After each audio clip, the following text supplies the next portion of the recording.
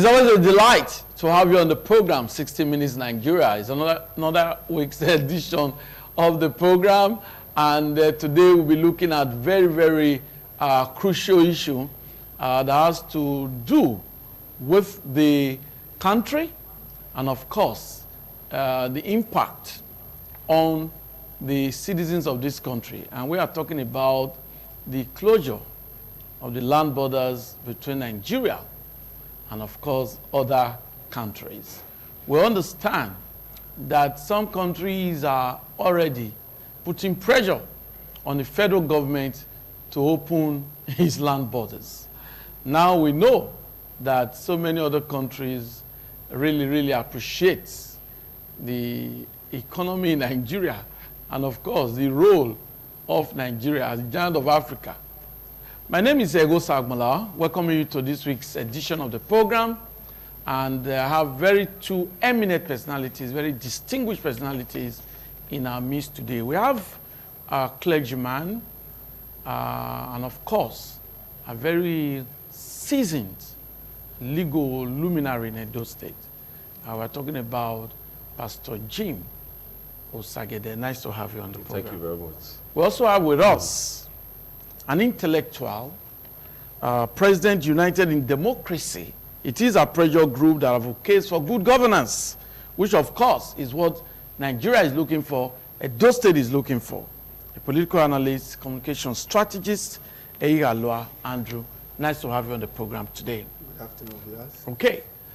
Now, we get started. And the Nigerian Customs Service only today has disclosed that there is suspension of supply of petroleum products to filling stations within 20 kilometers of all borders. The Deputy Comptroller General, Enforcement, Inspection, and Investigation, Mr. Chidi, issued a circular addressed to all zonal coordinators, operations, swift response, sector coordinators, customs area controllers, coordinator, headquarters, strike force team, and Marine Command, shedding more light on the essence of the directive. The Public Relations Officer, Nigerian Customs Service, Mr. Joseph Atta, said that the idea is to stem the tide of smuggling of petroleum products out of Nigeria. He pointed out that the agency has realized that following the partial closure of the borders in August, petrol stations have been springing up almost at the borderlines, with the sole purpose of smuggling petroleum products out of the country. Now, the closure of Nigeria's borders has given insight, has actually brought revelations to a lot of issues. The Comptroller General has also made it clear that Nigeria has realized over ₦1 trillion since the closure of the border. And some smugglers are still indulged in smuggling products into the country. We understand that even the government of Ghana needed to send a delegation to meet with the federal government over the closure of the land borders. So many African countries are affected by this closure. Gentlemen, we'll start from there. Pastor Jim Osagede, what's your take on this closure of the land borders? Well, thank you very much. Okay. First and foremost, we have to look at the closure itself, okay, and the effect.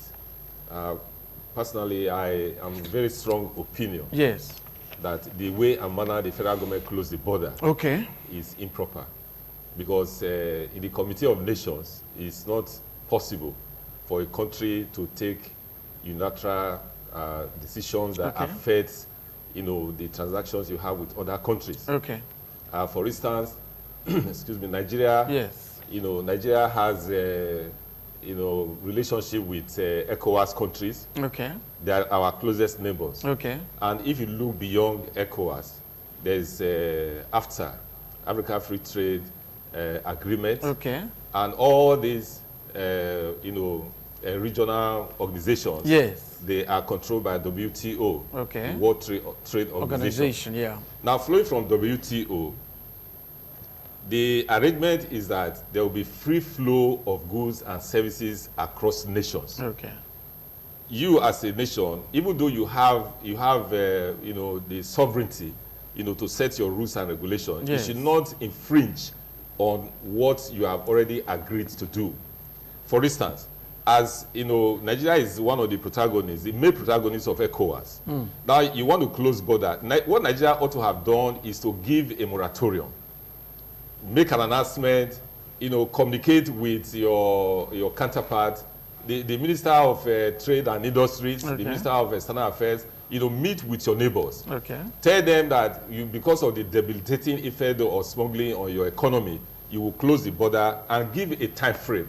You know, closing the border is not something you just wake up overnight like the federal government did and you close the border. You are shutting everybody. There were goods that were in transit, you know, coming in. Those were supposed to go out. Well, I believe that Nigeria was able to do, you know, to take that kind of, you know, initiative to make that kind of move, because we are not really an exporting country.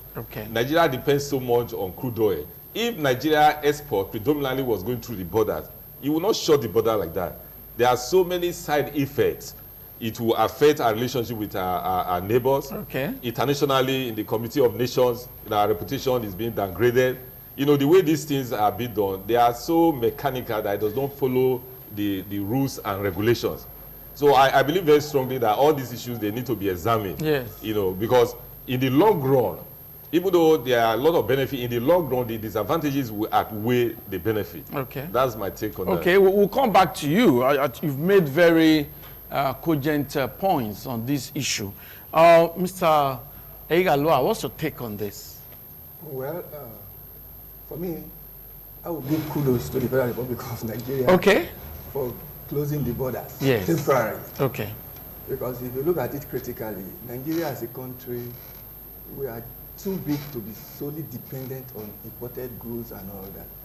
We are ripe enough to produce our own goods, especially the domestic ones like rice and spaghetti and what have you. We don't really need to be, you know, bringing anything from abroad.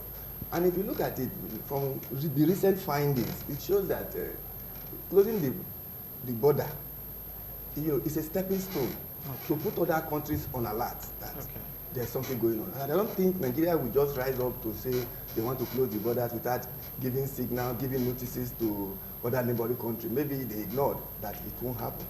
And closing of border is allowed, but temporarily. Permanent closure is not allowed, which Nigeria is following.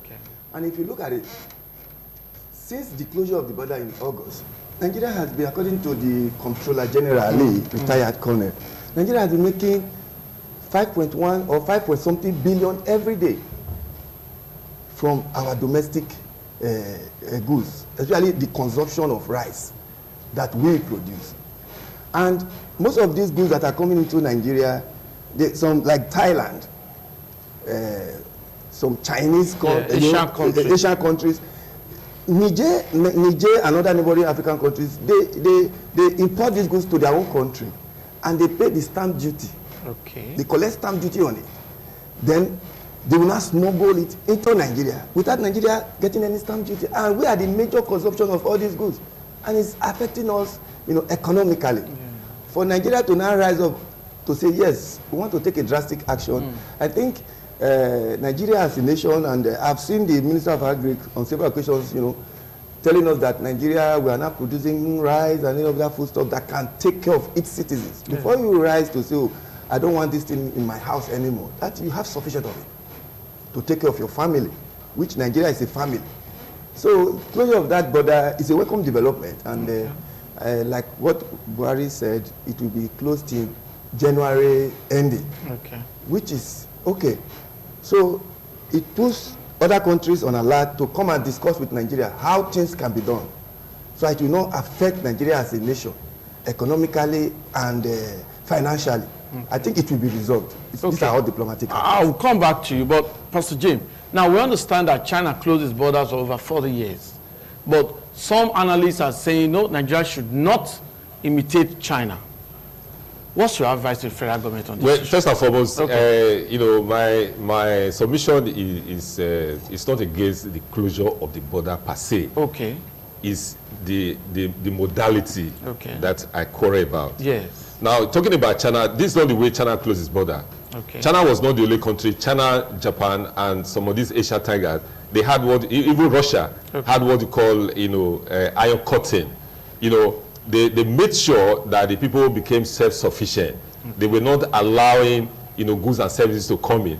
And when they were not allowing goods and services to come in, they also did not have the liberty to send out their goods and services.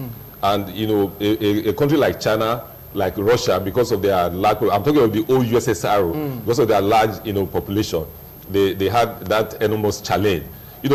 When you close your border temporarily, it's allowed. I'm talking about the modality of closing. You don't just, because all the countries are complaining, West African countries are complaining that the way Nigeria shut them out.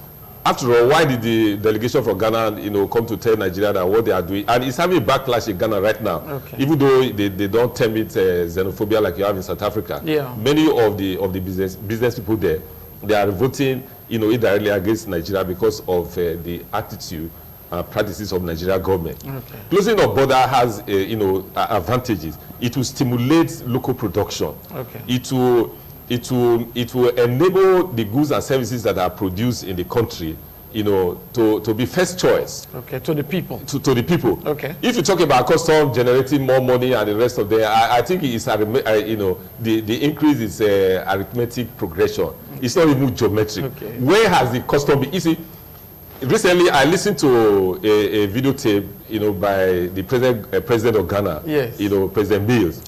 He went to Tama Port and assembled the top echelon of the custom officers, and talked to them in the hardest language he has ever spoken, even from when he was a candidate, now he's a president. He told them that they were killing the economy. He was talking to the custom officers, that they were the problem of the country. We are looking forward to a situation where the custom, the police, immigration, all those agencies that are, that are supposed to curb corruption, who are not doing the right thing. Let those who are the helm of affairs. I believe very strongly, for instance, if the president will bring together the top echelon of the custom, and talk to them. The president of Ghana was talking to them, and he said something that struck me, which is so prevalent in Nigeria that it's now commonplace. In fact, it's a stereotype. That some of you, 3 years as a custom officer, you are building houses. How do you get the money? He was asking them. He said that if it takes him to remove all of them or transfer all of them from custom service, he would do it for the survival of the country. So all these issues that became, a behemoth on Nigeria, they started because the border was ill-policed. The custom officers were not doing, there's no poor custom officer. Have you ever seen adverts asking that people, they want to recruit people to custom? They share the position among themselves. There's no poor custom officer. Even at the Canada law here, find out, you will see what I'm talking about. You see, when you go into an organization and instead of copying the corruption, you become corrupt, the country is a problem.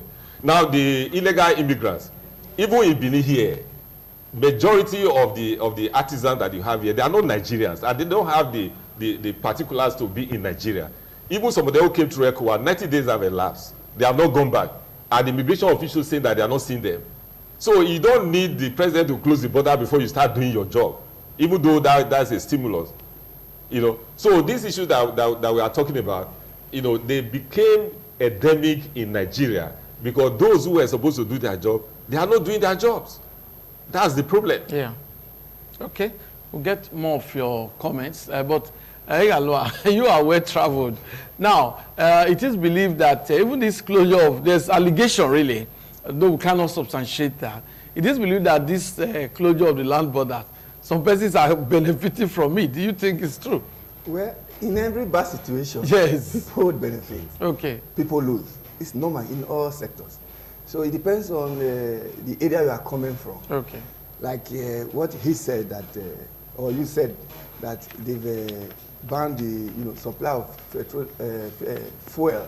To filling stations close to the border, to avoid smuggling. So with that, the filling station owners, they are already losing. And the smugglers, they are losing as well. And the country is benefiting. So in either way, one must lose, one must benefit. But in a nutshell, I'm happy for Nigeria. We are trying to wake up now to face the reality of life that it's not business as usual. If a country must grow, you have to put certain things in place. to make a country grow. Otherwise, we will still be where we are. Like closing of border, that's not the only problem Nigeria has. We have other problems like corruption. And one problem I see Nigeria is having is attitudinal problem, character problem. Okay. If all Nigerians, every Nigerian, we change our character and decide to do what is right. Even the Americans and the British people, they want to come and stay in Nigeria. Right from beating lights, traffic lights, okay, waiting for your turn in the bank, not shouting unnecessarily in the public. In fact, doing the right thing. That is what Nigeria needs. Not beating the queue. Not beating the queue. These are simple things. You look at it like a mere thing. It goes a long way. And that is what is putting this Western world ahead of us. That discipline. If we are able to, be disciplined in whatever we do, even in your own home, discipline, you will know that Nigeria will go far in the quest to live a normal life and a free society where things can, you can be gotten without stressing yourself that much. Okay. Just that attitudinal change. Okay. And I think closing of border is one of the ways with which. Yeah, but are you looking at the effects, the effect of the closure of the land borders? For instance, some persons are scared that even to purchase vehicles now will be a problem, though there is the allegation against Benin Republic that most of these importers, like you have said, will import cars to Benin. Then Benin will benefit from the duty. Instead of them bringing the vehicles to Nigerian ports, they will not do that. Rather, they will prefer to smuggle. But it takes two to tango. But don't you think Nigerians will suffer in terms of maybe vehicles, some of these things that used to come in? It's all about sacrifice. There are certain situations, it is at the experimental stage. Okay. I think Nigeria is kind of experimenting the situation right now. If it affects Nigeria drastically, laws are made to change. The only thing that is constant in life is change. If the experiment Nigeria is trying to do now, if it doesn't go well, if it doesn't favor the country, we change it and adjust. But let me tell you, Nigeria, we've improved economically. We produce our own cars now. Do you know that? NOC.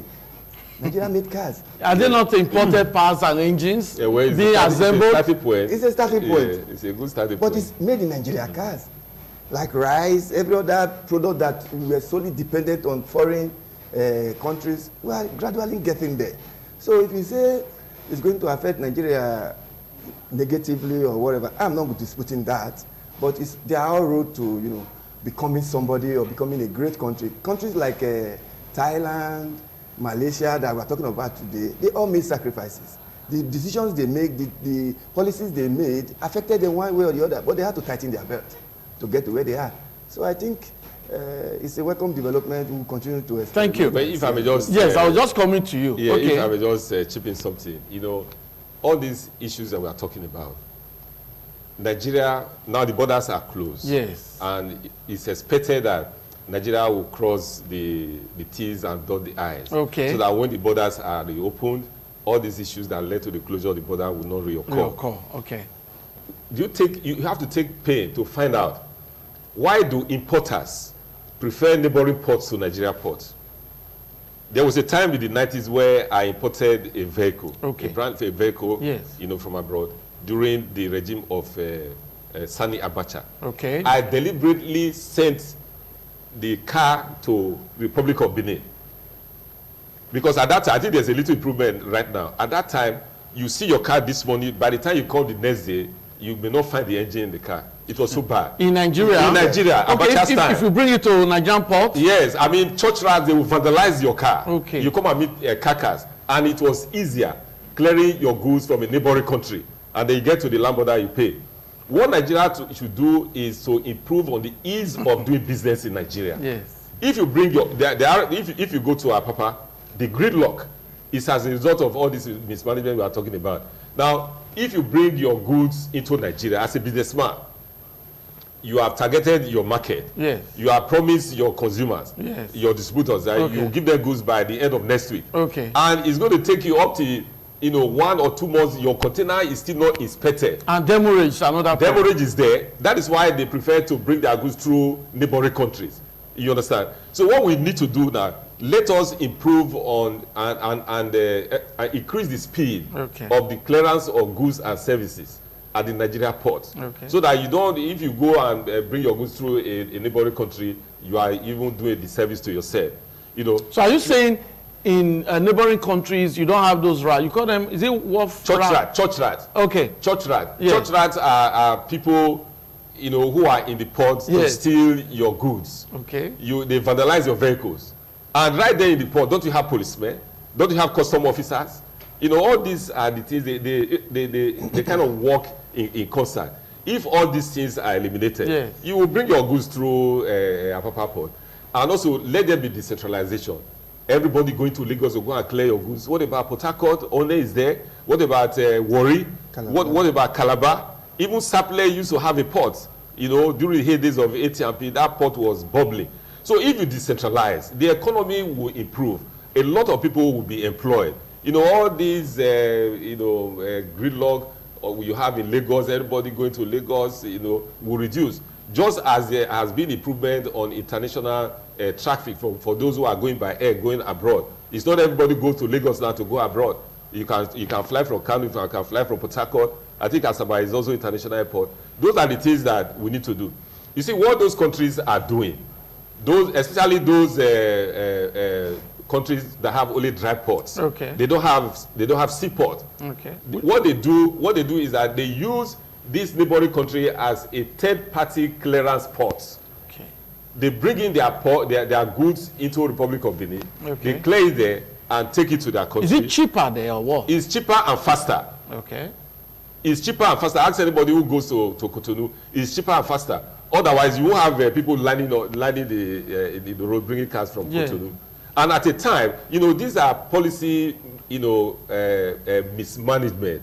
You know, sometimes the federal government, with due respect, they bring out policies that are really detrimental to the economy.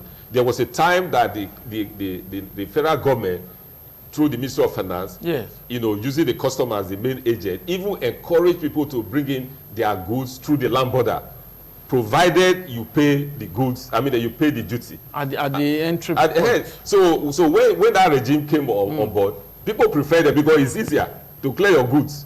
You are still waiting for your goods to come out from Apapa. Somebody has brought everything from you know, through Badagry and it's at home. So if there's no improvement in all those facets, it might just be a vicious circle. Nigeria should look critically into those areas. No, the custom, you see, for me, the custom need to be, I don't know, there's a word that we are reluctant to use now. We need to be revolutionized. You know, revolution is not about protest alone. Oh, you're afraid of Sowore? After all, you have the industrial revolution and the rest of them. You know, the custom need to be reorganized. Reorganize the mode of taking people into the custom. You know, it should be purely on merit, not based on godfatherism. And anybody that is found wanting should be shown the way out. There is nobody who has gone to clear goods that does not have complaint about custom. Is the federal government not hearing that? It's not only politicians who are stealing money. There are people who are worse than politicians. If you know their net worth just from collecting bribes. Sometimes goods get missing in the port. How do they go out? Is it not through the gate? You know, those are the areas. So when these things are in place, there will be improvement. Now for local production, even right now, there's a standing order in my house that nobody should buy foreign rice. Because I know personally that the locally produced rice is more nutritious than the so-called imported polished rice.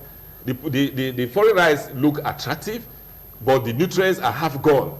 You know, so let's encourage the rice producers. Give them incentives. It's not manual production, because if you want Nigeria to feed itself, you know, their agricultural, you know, practices have to be mechanized.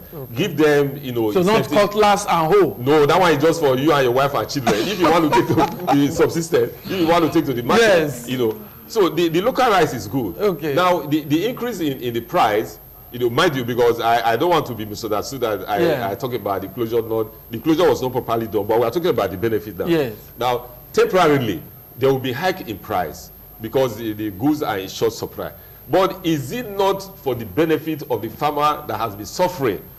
has been producing and the goods are not sellable in the market. Okay. Now it's time for him to get, yes. you know, to get a good reward. Patronage. Yeah. So everybody who is producing, Nigeria is blessed with almost all the climates in the world. Yes. You know, apart from winter itself. Yes. You know, all the you can produce apple in Nigeria, in Jos region you can produce apple, rice in the upland rice in the north, the lowland rice in the south. You can produce. We have yam. You know, recently I watched a video from Cross River State. You know, a very bold initiative that Governor Ayade has taken there. They are now processing cocoa right from the time you harvest up to the time you process it into candies before you export. You know, adding value to all these, those are the things that we need in Nigeria. So if all these things are done, we will not be crying about people smuggling goods into Nigeria. Okay. Because customs will stop them. Thank you. Now, Mr. Igaloa, some persons are complaining that Nigeria is not ripe enough for closure of its borders. That the capacity, Nigeria doesn't have the capacity to feed its citizens. So when you import, it helps to ameliorate. For instance, they are saying rice. We don't have the capacity to produce the quantity of rice that can feed Nigerians, because there seems to be appetite for rice seems to have soared high. So don't you think Nigeria should have looked inwards in terms of improving production, in terms of manufacturing, before this policy? Well, people must talk. Okay. Like the former minister of Agri, okay. He came out to tell us that Nigeria has the right to feed this country for the next, was it 5 or 10 years? He wasn't joking. You know, it is some people that are... To talk and reality, you know, there are two different things. You go and find out yourself. Okay. You know, people that are complaining now, these are the people that deals on imported goods. They make more money on it. You cannot say you don't want importation of rice anymore when you don't have them in stock to feed your people. Nigeria, we are even getting, we came in too late to take this decision as a country. Nigeria is the giant of Africa, for God's sake. There are certain things we don't even need to ask the Western world to give to us. We should have them. Like he said, with this, you know, agricultural products or produce, cocoa, yam, cassava, plantain, rice. These are domestic products that you don't stress yourself to go into mechanical, to go into, you know, the factory to produce that has stages. You just till your soil, and these things will grow. Like he said, Nigeria, Africa, we have the best soil to produce anything. Do you know that apple cannot grow up in Europe? Banana does not grow. They import. In Europe, most of all these fruits, they import them to Europe countries. Then we have them in abundance in our country. We cannot harness them and make them become something. Like this fruit juice, I got it from banana, apple.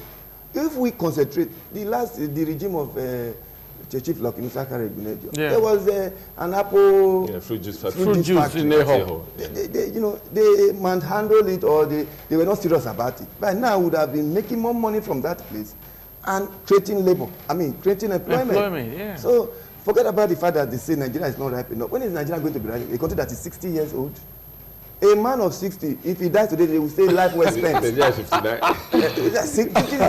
They will say life well spent. They are telling me Nigeria at 60 or 59 is still not ripe enough to do certain things on our own. It's a joke. So I feel they should encourage the farmers. You know, farming is a very lucrative business and, you know, cost intensive. If you want farmers to produce, you know, not for just the family alone, and you want them to produce large quantities for sale and all mechanized farming. You pump in money. Maybe by giving them soft loan without collateral. No, not collateral, without interest. I can't say collateral now, because if you just give out money without collateral, you won't get it back. But it is 0% interest. But you know, Nigerians are always accused that when you give Nigerians, you give them loan, then they remember they need to get a second wife. These allegations are even when you are studying Greek, it comes in. No, listen. There's a way you give out such loans that is coming from government.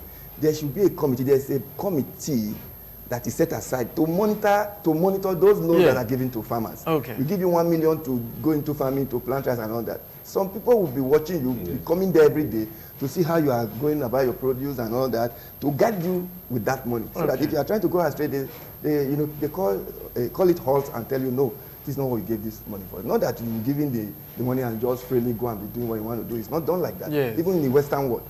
So if they encourage these farmers and our SMS, small-scale, medium enterprises and all that, Nigeria will be a solid country that can stand on its feet, even without looking for any loan or grants from international companies. But do you think people will be able to afford rice this Christmas period?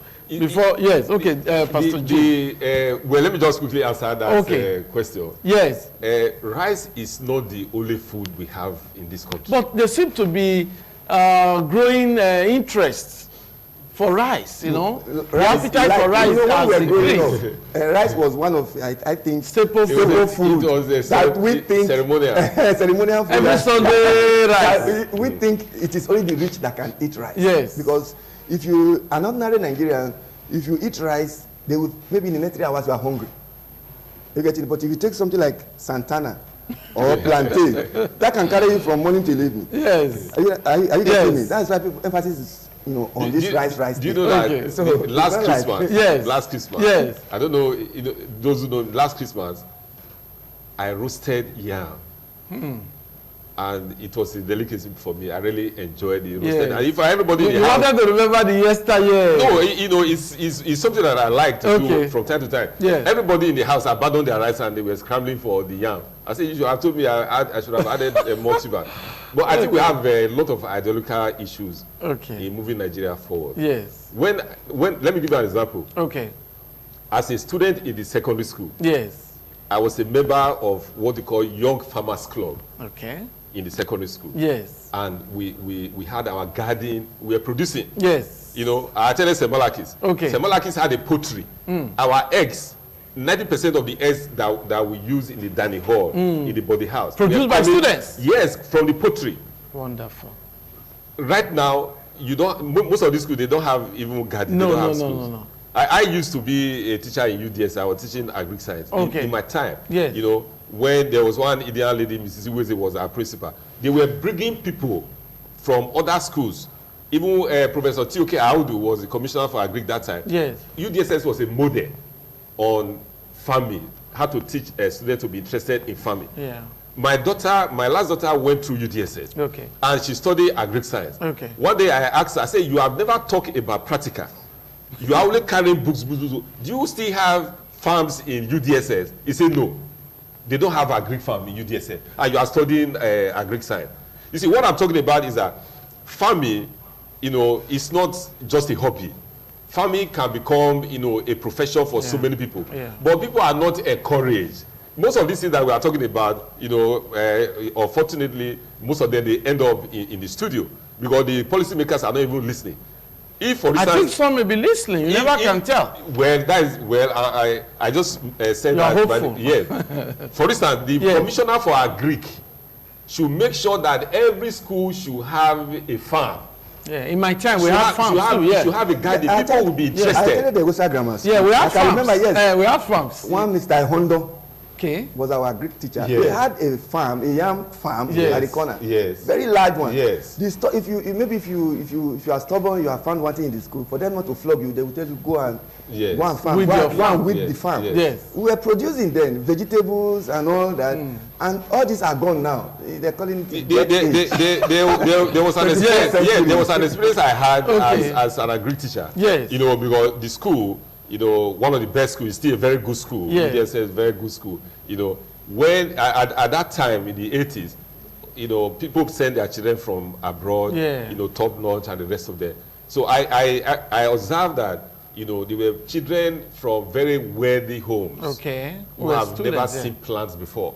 There was an occasion that we were within a maize farm. Yes. And this boy was cutting all the maize. Maize about 3 weeks old. Yes. He has never seen maize farm before. He thought it was weed. So if you want us to produce, make farming popular, make it lucrative. Yes. Let people buy, just like patriotism. You don't teach patriotism, you grow up with it. If your country have treated you well, up to when you graduated, you want to die for your country. Yes. Now you are somebody, many people are saying, advocating that graduates should go to the farm and the rest of them. Many of them, they have never planted a seed before. And many of those people who have never planted a seed before, they have A's in their work in agri science. So all these industries, they should be localized, encourage people. If you travel, for instance, in the southern part of Nigeria, even in Edo State, for instance, if you are going from here to Igobazua, just after Ego, you find yourself in a deep rainforest. Some of them virgin land that have never been cultivated. Yeah. We have enough land, but people don't have the money. They don't have the resources. Like my brother was saying, give them the incentive, give them fertilizer, help them to process. During maize season, the amount of corn that we waste in this country, I think is enough to feed, some communities. Everybody become an organic, they call it mat organ. Yeah. After roasting and boiling, you don't see maize again. And the poultry feed millers, they need it. They need it. So you process, don't just harvest, a lot of wastage, So the policy makers should ensure that now that the border is closed, all the books should be torn. Let them look at the issues. They should turn every page. Let's look at the issues. Look at those who are not doing the right thing. The custom officer that is shouting now, they are collecting so much. Was it not the same man that was there to ensure that this same amount of money was being collected? And he's there, everybody's applauding him. So all these are, things that we... So what's the way forward, Because other countries, or let me put it this way, is it true that probably the closure of the land borders has now really vindicated Nigeria with that status of giant of Africa? Because other countries are now putting pressure on Nigeria to open its borders. Yes, because it's affecting the economy to the detriment of us. Yes. Yeah, you said what is the way forward? The way forward now is enlightenment. The custom that is in charge of this whole thing, they should come on air, organize symposium, lectures on the need, on why they've closed the borders, the merits of closing the borders, and all that. If you give Nigerians, if you enlighten them on why you are doing this, I think they will catch up. Just enlightenment, that's what we need right now. Because, an average Nigerian will say, oh, they've closed the border. What do Nigeria produce? I want to start suffering.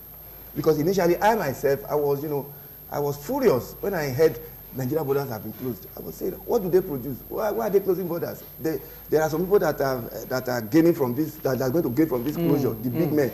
But on a closer look, when I started, reading on the papers, the gains and the merits coming out from it, and especially the way it's affecting our neighboring countries, Cameroon, Niger, and Ghana and all that. And I said, yeah, something was fishy. Nigeria has woken up. So it's a welcome development. Let us continue to enlighten the citizens and another thing. Yes. If you close your borders, don't allow your people to suffer. Make sure you give them, so that they will not have that nostalgia of say, oh, if the border was opened. By the time they see the merits are going on, well, please, government continue to close it too. We are now enjoying. Rice is now cheaper. Everything is not getting. But that is the issue now. The price of bags of rice is, that's what I'm saying. On the high side. If before the closure of the border, maybe Nigeria rice was selling for 14,000 and they've closed the border, it's not selling for 23,000, man, an average Nigeria will not be happy. Yeah, that's the situation so now. If you close the border, if before they closed the border, Nigeria rice was selling for 14,000, yes, and the federal government felt, no, if we close the border, we'll do better. And after the closure, we're supposed to be, buying the rice for 10,000 or 9, be that as it may, because it has been closed. They felt it was the opening of the border that was bringing in foreign rice, contraband goods and all that. Now it is closed. But if, on the other hand, rice was selling for 14,000, now you've closed the border, it's not selling for 20,000, people will cry. Well, that is not economically practicable, because it is a market force that will determine the price. Yes. Because in the interim, that's why I talk about the government, the fact that the government should have given moratorium. You see, the people, even the rice farmer, did not have enough information to increase his acreage to cultivate before the border was closed. So the same quantity of local rice that was being produced, is still in the system. So the price will go up initially. But when there is increase in production, it's going to come down gradually. But one thing that bothers me is that there are feelers that the closure of the border is not airtight, that there are some particular industries in Nigeria whose trailers line the border supplying goods to neighboring countries. And those countries are quarreling about it. And the closure of border is concentrated on land border. What about the waterways? Right now as you speak, a lot of smuggling activities are going on in the waterways. The custom and navy, they should take care of that. Because if you close the border and the smugglers, the so-called smugglers have alternative routes, your purpose will be defeated.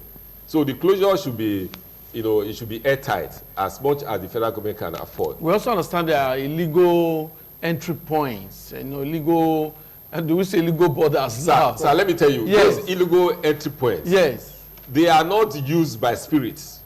They are used by human beings. Exactly. And most of those so-called... And the officials, they know those places. Their people are there to collect that same corruption. Yes. It is not illegal. To you and I, it is illegal. But to them, it is legal because they know that route. They send their people to go and stay there. Then they will be collecting. No, but this Comptroller General is against things like that. They should practicalize it. Why? Before you say that there are illegal routes. Yes. It means that you have already confirmed that there are some routes that are illegal. No, we hear information. No, I'm talking about the officers. I'm not referring to. Okay. They should police those borders. And there are communities like what is happening there. I don't remember the name of the place in Ogun State. Okay. Where the custom officer, they have descended upon the people, even those who are not smugglers. They have cartel. And you may not see a uniform custom officer collecting the bribe. They have agents who collect this money from there. Don't you see them on the road with swollen pockets? Their pockets are swollen with money that are collected. If you are fortunate to come before a custom officer who has not gone to empty his pocket, just look at his pocket. Those pockets are not for money. Those pockets are for accessories to enable you to do your job. But in Nigeria, everybody at the checkpoint, they line their pockets. Maybe they need to have a monitoring unit to find out because we don't know what's in those pockets. To attitudinal change. I see some of the, let's not deceive ourselves. Yes. We need a drastic change in Nigeria. Yes. Attitudinal change. For instance, I'm sorry, for instance, they say bail is free. Okay. Are we not paying to release people from the police station? Is the DPO not aware? Are the policemen who are doing that, are they not aware? We say the customs are corrupt. Are we not seeing that? Can I come in here? Let me state one instance. There was a time my wife applied for a visa, France visa, through UPS and all that. After everything, they returned it through UPS. I think something was missing. I went to the UPS management. I told them, something is missing. They said they don't have idea, blah, blah, blah. And we knew those things were inside. Fine, I went to the police to report. The police, they gave me 2 policemen to go to the UPS. They brought the officer to the station.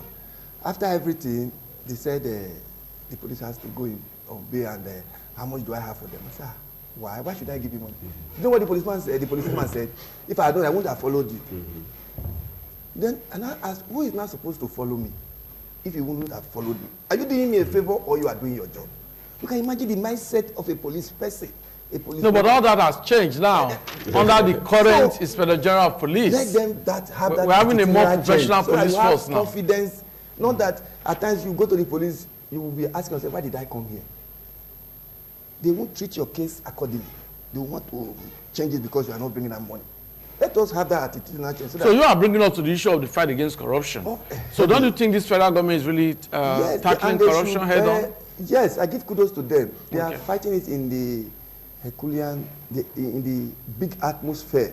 The big people are being touched now. They should come down to the grassroots, to this, even to the 500 naira area where they collect 500 naira to 1,000. They should still go to that place, so that every Nigerian should be disciplined.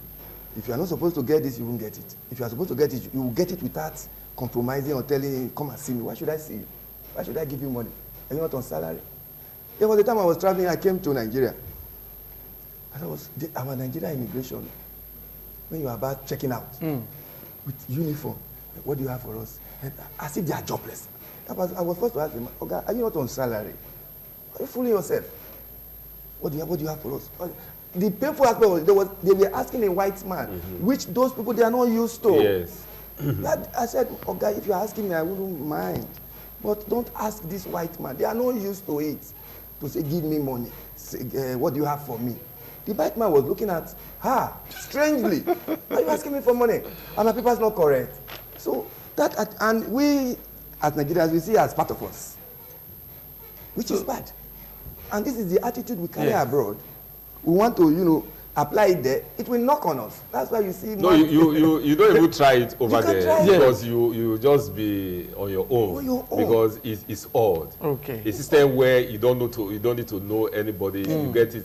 There can never be coherence in a system where etiquettes are ignored. Yes. You know, even greeting, have you observed, you know, all this about the so-called rush and corruption you have in Nigeria? All of us here, we drive. As you leave the studio now, when you are driving, I want you to observe something. When you are approaching a junction and you are navigating to turn off the road, that is when every other person will increase his speed. I've never seen it elsewhere. Nobody wants to wait for you. You know, it's like, oh, I own this road right now. At times, you know, there will be a normal go slow of every car on a go slow. Then the person behind will be blowing home. What do you want me to do? Yes. There is a gridlock. Yes. Then you are blowing your horn.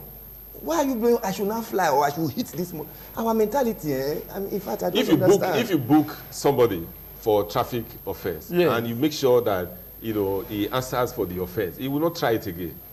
He will not try it again. That's why I give kudos to Lagos. But even if you arrest a traffic offender now, you see residents complaining that why should you arrest this person? Because the residents have seen that same officer collecting money.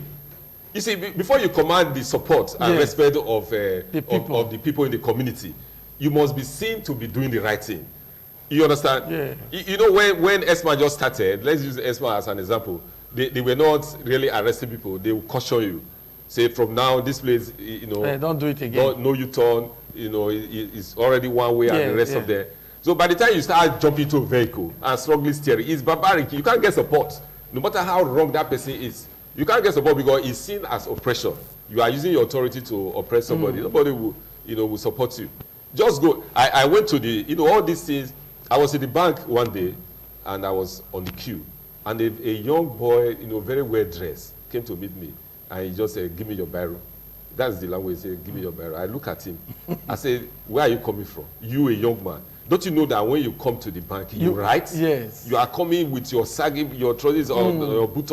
You are coming to ask to give you my biro. I still oblige him, you know. So if you are going to a place, you prepare yourself. Those are the kind of things we are doing. Majority of the people who are driving today, they don't have a driver's license. Why?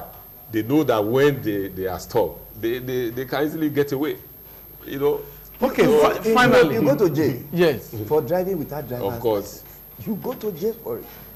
That's an attempted suicide. They can suspend it, or for life you will not drive again. You know. So like this bank incident, there was a time I went to the bank. I queued. I was on the queue. So there's one thing they do in Nigeria. Some people will come to the bank. I'm at your back. They will go and be doing something else. So I came. I told the person, I'm at your back. The girl now said, there are other two guys. So I said, no problem. I stood. When it was approaching my turn, one pinchomic small thing came. Aside those two people, she said she's here. I said, they didn't tell me two people were in front of me. They only told me two persons. Which are these two people? She said, I'm here. I must do before you. I must, you know, be attended to before. I said, no, it's not possible. I left the queue. I went to meet the cashier. Please, this young lady is not on queue. Don't attend to her. The cashier said, okay. I stood. All of a sudden, when it got to my turn, the girl went to the cashier. And the cashier attended to her. I disrupted that bank. I said, oh, do I look stupid to have been on the queue? And I came to a bank, a corporate place. And I came to report to you as a cashier, don't attend to it. If it's in Europe, by the time you prepare somebody that is not on queue, either you go back or you leave the hall. The cashier will not attend to you because we are not on queue. So what I did, I said, okay, nobody should be on queue. Let everybody stay zigzag.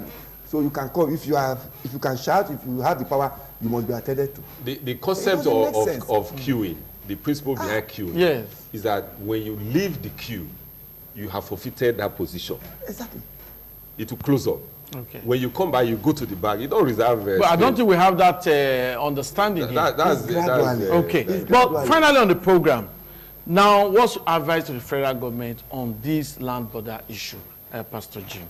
Well, I advise the federal government, the ministers, and everybody that is involved in this implementation to ensure that the reasons for closing the border does not reoccur. Okay. They should plug the loopholes, and Nigeria will be better for it. It will stimulate the economy, will produce more goods and services.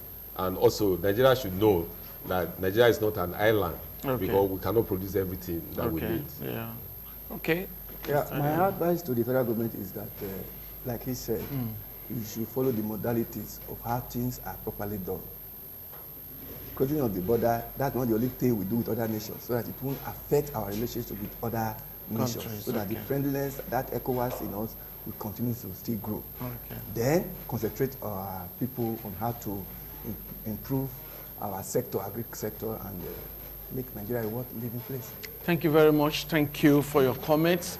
My viewer out there, I hope you've enjoyed this week's edition of the program.